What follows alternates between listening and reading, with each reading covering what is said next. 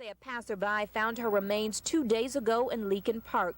Investigators say her body was partially buried approximately 100 yards off the roadway. They identified Lee from her clothing and personal belongings. Police are investigating this case as a homicide. The manner and cause of death has not yet been determined by the medical examiner's office. Detectives will work closely with them to determine exactly how long the woman's body may have been in the wooded area, along with the exact manner and cause of death, which will be determined by that office as well. Teachers told students about their classmate's death this morning during homeroom.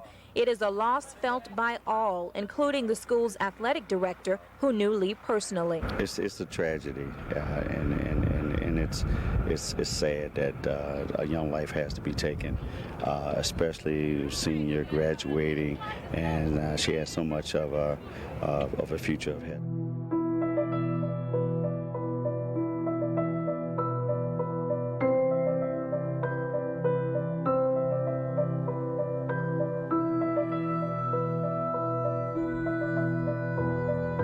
Welcome to This Cruel World.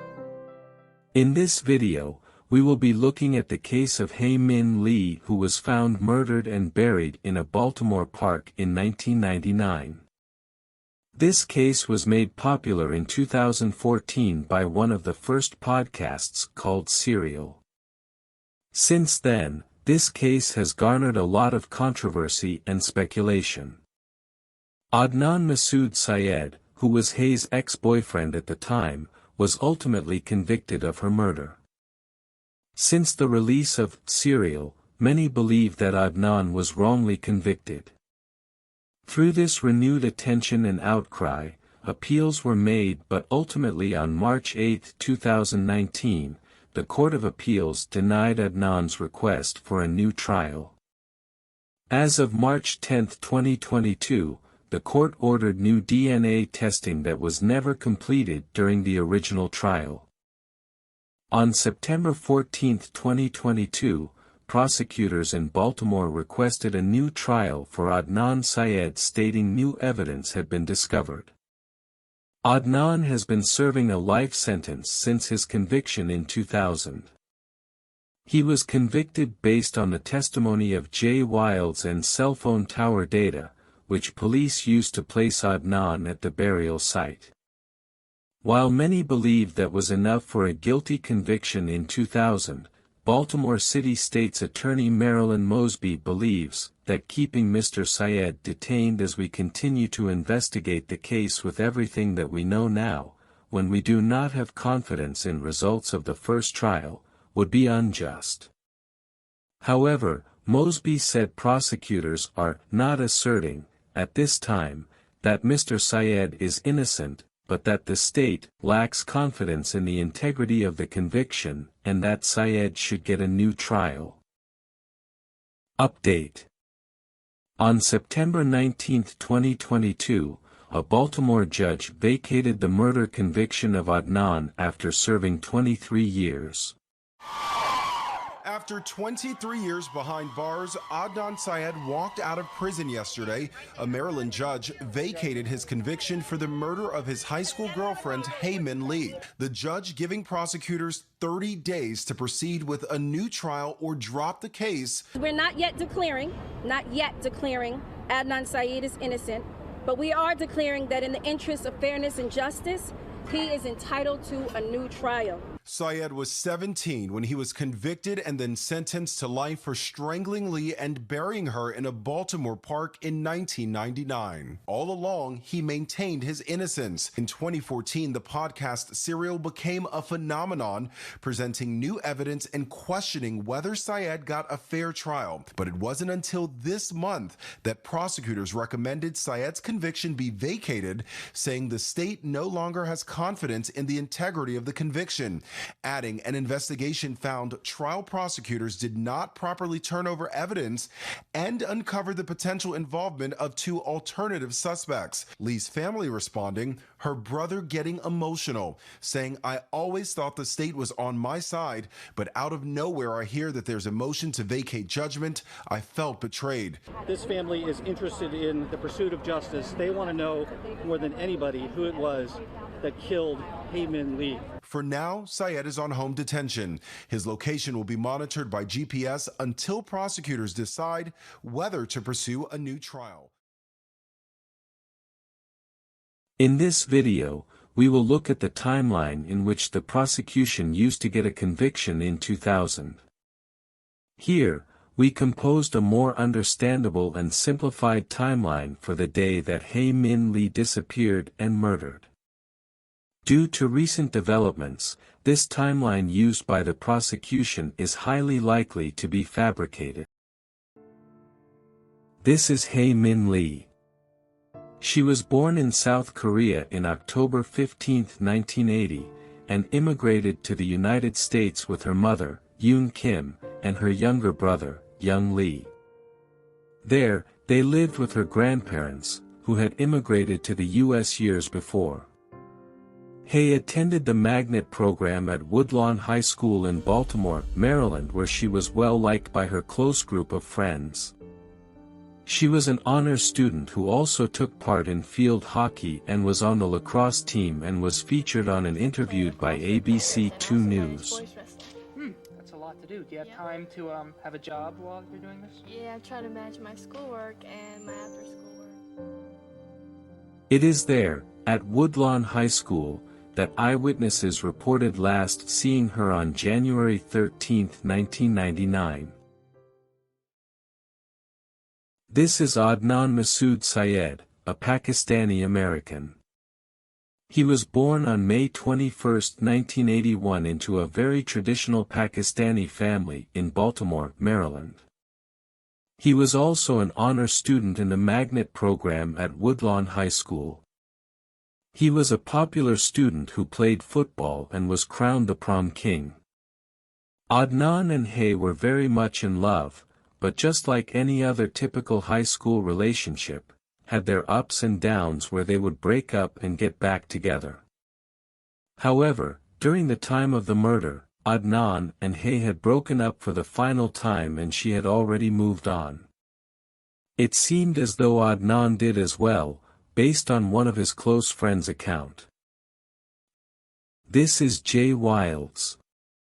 The prosecution's case against Adnan was built around Jay's testimony the day of Hae's disappearance and Adnan's cell phone records. Jay was not part of Adnan's and Hae's close group of friends. Jay was a grade older than Hae and Adnan and had already graduated from Woodlawn High School. He was described as odd by other students and worked in an adult store. According to Adnan and Hae's close friend, she would not have associated with Jay and only did so due to Adnan's friendship with him. This timeline was organized based on the accounts of that day from multiple sources. The majority of this timeline was set forth by the prosecution based on Jay Wilds' third version of his testimony, which was used during the second trial. There was also third-party accounts of Adnan's whereabouts.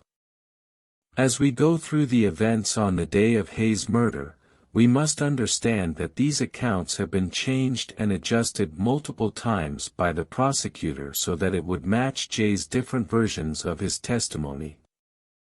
On January 13, 1999. This is what we know for certain. At 10:45 a.m., Adnan had just finished with English class and was starting his lunch break. Adnan called Jay asking if he had gotten a gift for Stephanie's birthday, who was Jay's girlfriend at the time. Stephanie was a close friend of Adnan's. According to the prosecution, Adnan was planning to kill Hae, and that is why he offered Jay his car so that Jay could pick him up after the murder. It was from this point on that the timeline and locations gets fuzzy. The timeline was based on Jay's accounts that was presented by the prosecution. Between 11:45 a.m. to approximately 1 p.m., Adnan picked up Jay at his house and the two headed to Security Square Mall to find a gift for Stephanie. It was on the way to the mall that Adnan told Jay he was going to kill Hae. At around 1:05 p.m., Jay dropped off Adnan back at school while keeping Adnan's car and cell phone. At around 1:15 p.m., Jay headed to Jen's house, but she was not home. He stated that he just hung out with her brother while playing video games. This was where Jay said he waited for Adnan's call to pick him up. At 1:27 p.m., Adnan was late to his psychology class as noted by his teacher. At 1:45 p.m., Jay and Jen's brother headed to the mall to continue shopping for Stephanie's gift. After the mall, they head back to Jen's house, and that was when Jen came home from work. At around 2:15 p.m., several Woodlawn High School students reported seeing Hae leaving the school's campus at the end of the day. It was after 2:15 p.m. that Adnan got a ride from Hae, and it was during that time frame when Adnan strangled her in the Best Buy parking lot, according to the prosecution. All right, so can you tell me where are we? We're at the Best Buy, which is 4 minutes away from Woodlawn High School. This was where, again, the prosecution say that Adnan and Hae arrived after school, and this is where he possibly killed her.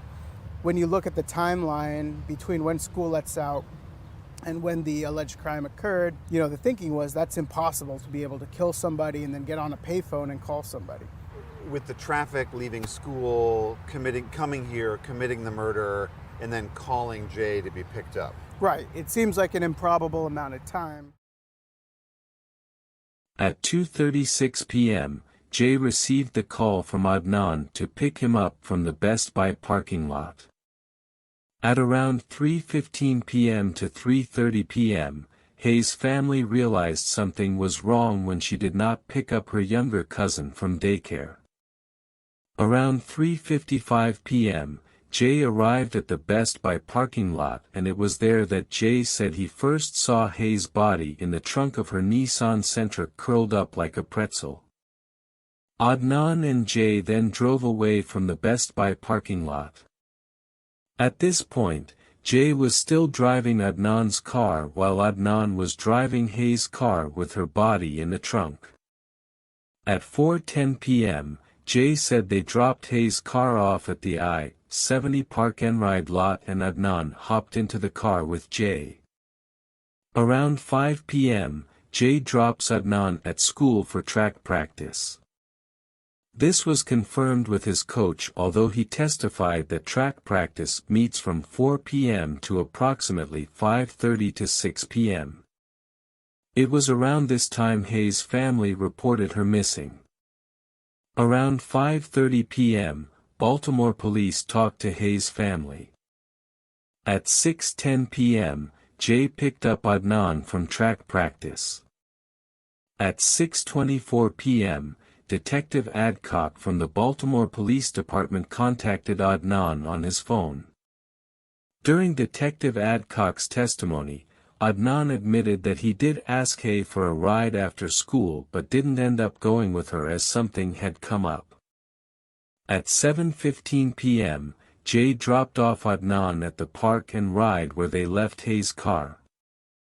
Adnan told Jay he would meet him at McDonald's and then both head to Leakin Park. They both drove 45 minutes to Leakin Park. There, Jay said he helped Adnan bury Hae's body.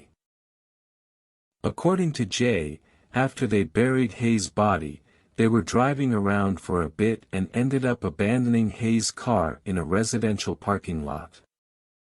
February 9, 1999.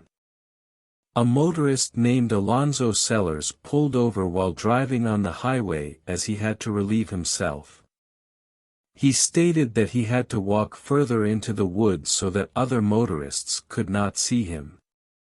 It was there that he found Hae's buried body.